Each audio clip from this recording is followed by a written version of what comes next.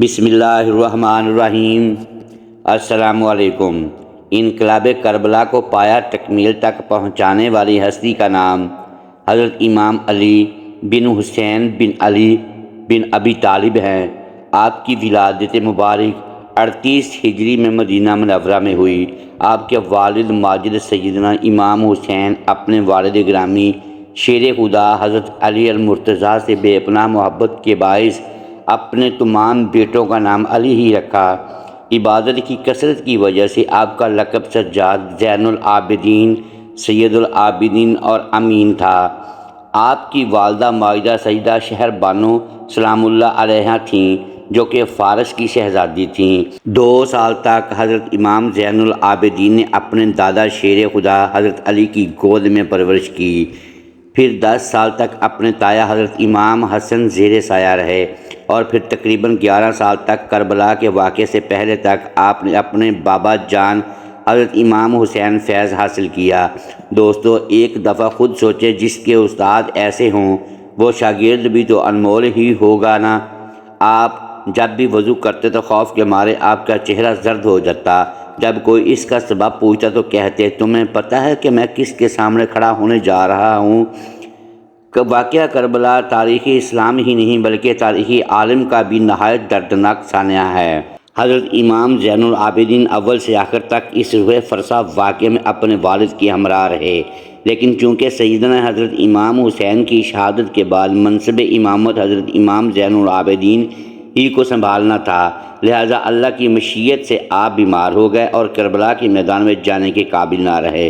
اندازہ کیجئے کہ کس قدر طاقت تھی صدائے حضرت سجاد امام زین العابدین میں کہ یزید جیسا حکمران اپنے جاہ و جلال کے باوجود خاک چاٹنے پر مجبور ہو گیا۔ جب حضرت امام زین العابدین خاندان رسالت کی باعظمت خواتین کے ہمراہ دربار یزید میں داخل کیے گئے تو آپ نے اپنے نانا جان کی طرح شیریں زبان میں نہایت فصاحت و بلاغت کے ساتھ خطبہ ارشاد فرمایا، اپنے خاندان کا تعارف کروایا اور نواسہ رسول امام حسین علیہ السلام کی عظمت بیان کی تو یزید کے درباری اور حضرت امام حسین کی شہادت سے ناآشنا افراد دھاڑے مار کر رونے لگے اور ان کی آوازیں بے ساختہ بلند ہونے لگیں۔ یہ حال دیکھ کر یزید گھبرا اٹھا کہ کہیں کوئی فتنہ نہ کھڑا ہو جائے۔ اس نے اسی کے رد عمل میں فوراً مؤذن کو حکم دیا کہ اذان شروع کر دو تاکہ امام زین العابدین کا خطبہ منقطع ہو جائے۔ واقعہ کربلا کے بعد امام زین العابدین 34 سال حیات رہے، لیکن آپ نے کربلا کی یاد کو ہمیشہ تازہ رکھا۔ آپ جب بھی پانی پیتے تو اپنے والد گرامی کو یاد کرتے اور بہت زیادہ دیر تک آنسو بہاتے رہتے۔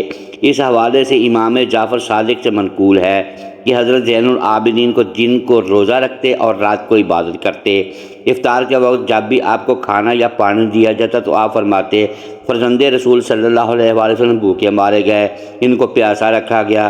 یہی بات مسلسل دہراتے، یہاں تک کہ آپ کے اشک آپ کی غذا میں گل مل جاتے تھے۔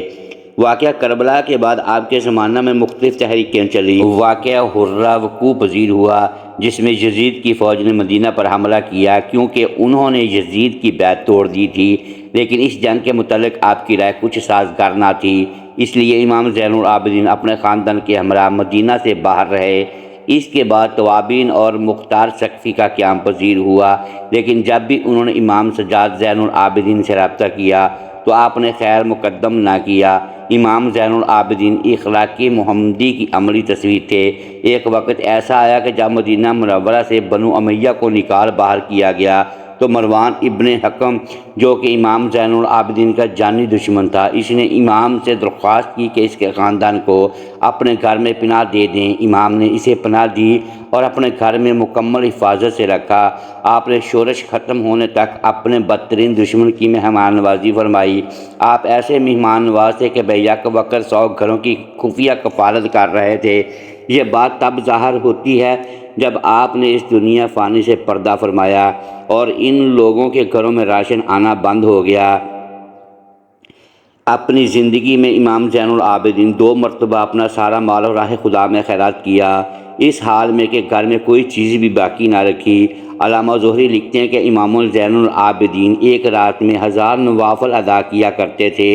امام مالک کہتے ہیں کہ ایک دفعہ امام زین العابدین عبادت میں مشغول تھے کہ شیطان اژدھے کی شکل میں آیا اور آپ کے پائے مبارک کے انگوٹھے کو کاٹنے لگا، لیکن آپ ایسے مشغول عبادت تھے کہ آپ کا دھیان عبادت سے نہ ہٹ سکا، اس لیے آپ شیطان کے اس عمل سے بالکل متاثر نہ ہوئے اور آخر کار شیطان عاجز آ گیا۔ ابن عینیہ لکھتے ہیں کہ ایک دفعہ آپ حج پر گئے تو سب لوگ لبیک پکار رہے تھے، لیکن آپ نے لبیک نہ کہا۔ لوگوں کے پوچھنے پر آپ فرمانے لگے کہ مجھے ڈر لگتا ہے کہ میں لبیک کہوں، اور اگر مجھے لا لبیک کا جواب مل گیا تو میں کیا کروں گا؟ خیر آپ نے لبیک پکارا اور آپ بے ہوش ہو کر اونٹنی سے گر پڑے۔ حجاج بن یوسف کے وقت میں جب آپ دوبارہ اسیر ہوئے اور لوہے کی بھاری زنجیریں باندھ کر آپ کو قید کیا گیا اور پہرہ دار متعین کر دیے گئے۔ امام زہری فرماتی ہیں کہ میں جب امام زین العابدین کو قید میں ملنے گیا تو میں آپ کو دیکھ کر رو پڑا، کہنے لگا کہ میری تمنا یہی ہے کہ میں آپ کی جگہ ہوتا اور یہ مصائب میں برداشت کرتا۔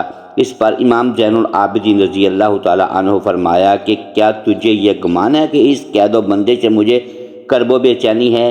حقیقت یہ ہے کہ اگر میں چاہوں تو اس میں کچھ بھی نہ رہے، مگر اس میں اجر ہے اور تذکر ہے، عذاب الہی عز و جل کی یاد ہے۔ یہ فرما کر بیڑیوں میں سے پاؤں اور ہتھ کڑیوں میں سے ہاتھ نکال دیے۔ یہ اختیارات ہیں جو اللہ تبارک و تعالیٰ کی طرف سے انہیں عطا فرمائے گئے، اور وہ صبر و رضا کے اپنے وجود اور آسائش وجود گھر بار مال و متاع سے رضائے الہی عز و جل کے لیے ہاتھ اٹھا لیتے ہیں اور اس میں کسی چیز کی پرواہ نہیں کرتے۔ امام زین العابدین اگرچہ گوشہ نشینی کی زندگی بسر کر رہے تھے، لیکن آپ رضی اللہ تعالیٰ عنہ کے روحانی اقتدار کی وجہ سے بادشاہ وقت نے آپ کو قید بند کر کے بعد زہر دینے کا پروگرام بنایا۔ چنانچہ اندلس، سندھ اور وسطی ایشیا علاقہ فتح کرنے کے والے ولید بن عبد الملک 58 برس کی عمر میں جناب امام زین العابدین کو زہر دے دیا، جس کی وجہ سے آپ نے 25 محرم الحرام 95 ہجری جامع شہادت نوش کیا۔ آپ کی نماز جنازہ آپ کے بیٹے امام محمد باقر نے ادا کیا اور آپ کو جنت البقیع میں آپ کے تایا جان حضرت امام حسن اور دادی جان حضرت بی بی فاطمہ سلام اللہ علیہا کے پہلو میں دفن کر دیا گیا۔ اللہ تعالیٰ نے ان کے ظاہری و باطنی برکات سے مسلمانوں کو فیض یاب فرمائے اور ان کی اخلاص مندانہ قربانیوں کی برکت سے اسلام کو ہمیشہ مظفر و منصور رکھے۔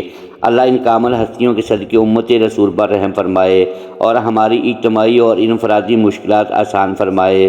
کمنٹ سیکشن میں آمین لکھنا نہ بھولیے گا۔